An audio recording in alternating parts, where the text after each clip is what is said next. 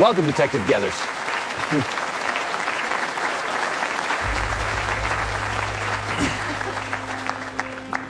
Four elderly men, 4 separate hospitals, 4 separate boroughs, 4 families preparing themselves for what doctors had already told them was coming. Each patient suffered from advanced cancer. Each patient was nearing the end of life. Each death certificate appeared to tell a story everyone expected to hear. Natural causes, heart failure, complications of terminal illness. The deaths made sense.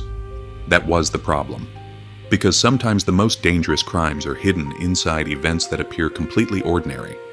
The first patient died in Manhattan Hospital. 3 days later, another patient died in Queens. A third patient passed away in Brooklyn. A fourth died in the Bronx.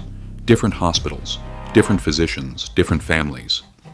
Yet something about the deaths refused to settle. Witnesses remembered seeing a man in hallways. Nurses remembered seeing a visitor who seemed familiar but couldn't be identified. Hospital staff recalled someone who appeared comfortable inside medical facilities despite not working there. Individually, those observations meant nothing. Collectively, they would become the foundation of a homicide investigation unlike anything Detective Shiela Geathers had ever encountered. What began as 4 expected deaths would soon become 4 murder investigations. And before detectives understood who they were hunting, another patient might already be in danger. A detective, tell the audience what first caught your attention. At first, nothing looked unusual. That was what made the case so unsettling. Every victim fit a profile that naturally discouraged scrutiny. They were elderly. They were seriously ill. Their physicians expected their conditions to worsen. Their families understood the reality of what lay ahead. When someone in that circumstance dies, the assumption is usually straightforward. Disease, complications, natural decline.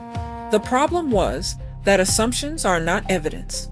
As investigators reviewed the circumstances surrounding the deaths, small details began repeating. A nurse in Manhattan remembered seeing an unfamiliar visitor near the victim's room. A staff member in Queens recalled someone standing quietly in a hallway after visiting hours. A hospital aide in Brooklyn remembered a man washing his hands repeatedly before leaving a patient floor. None of those observations were remarkable, but they were consistent, and consistency is what detectives notice. The more we examined the cases, the more uncomfortable I became. 4 separate hospitals should have produced 4 separate explanations.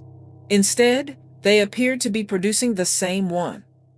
At first, detectives considered mercy killings. Perhaps a family member had decided to end suffering. Perhaps someone close to the victims believed they were helping. The theory collapsed quickly.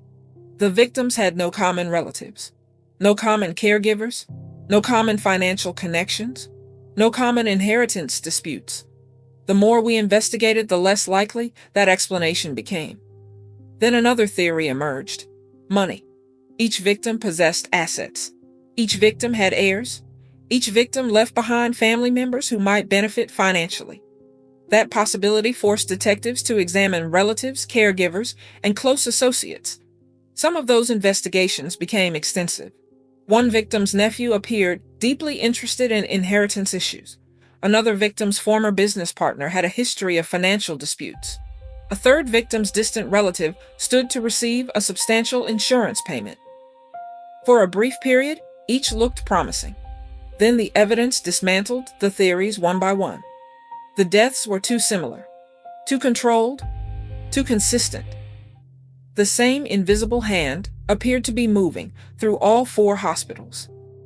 Detective, if family members and financial motives were beginning to fall apart, what finally convinced investigators they were looking at murders rather than unusual natural deaths? The answer came from science.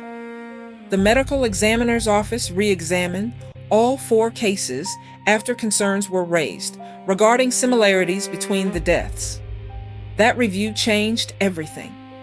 Pathologists identified findings that required a completely different explanation than natural disease progression. Individually, those findings might not have generated alarm. Collectively, they demanded attention.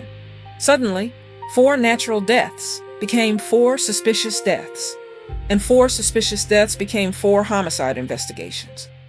Once that happened, the investigation expanded dramatically.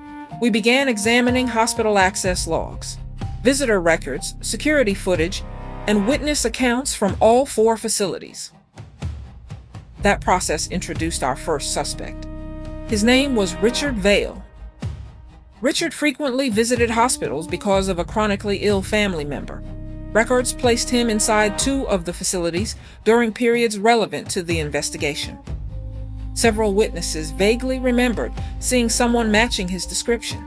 The connection immediately attracted attention. Then, a second suspect emerged. Dr. Aaron Keene, a physician whose schedule overlapped with 2 victims. He possessed access, knowledge, and opportunity. Detectives could not ignore him.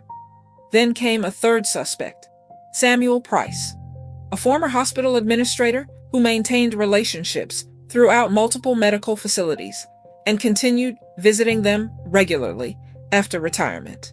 And finally, a fourth suspect entered the investigation. Thomas Vance, a volunteer patient advocate whose role allowed him to move throughout hospital wings with little scrutiny. Each suspect possessed a plausible connection. Each suspect appeared capable of explaining part of the mystery, and each suspect worried investigators.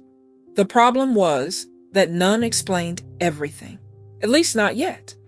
As detectives reviewed evidence, interviewed witnesses, and compared timelines, one reality became impossible to ignore. Someone had been moving through hospitals unnoticed. Someone understood how these facilities operated. Someone understood how to appear ordinary. And somewhere inside the growing suspect list was a person responsible for 4 deaths. We just didn't know which one. Detective, with 4 viable suspects, 4 murdered patients, and growing forensic concerns linking the cases together, what was the discovery that convinced you the killer might already be preparing to strike again? Because while investigators were busy looking backward at 4 deaths, evidence suggested someone was still moving through hospitals exactly the same way they had before.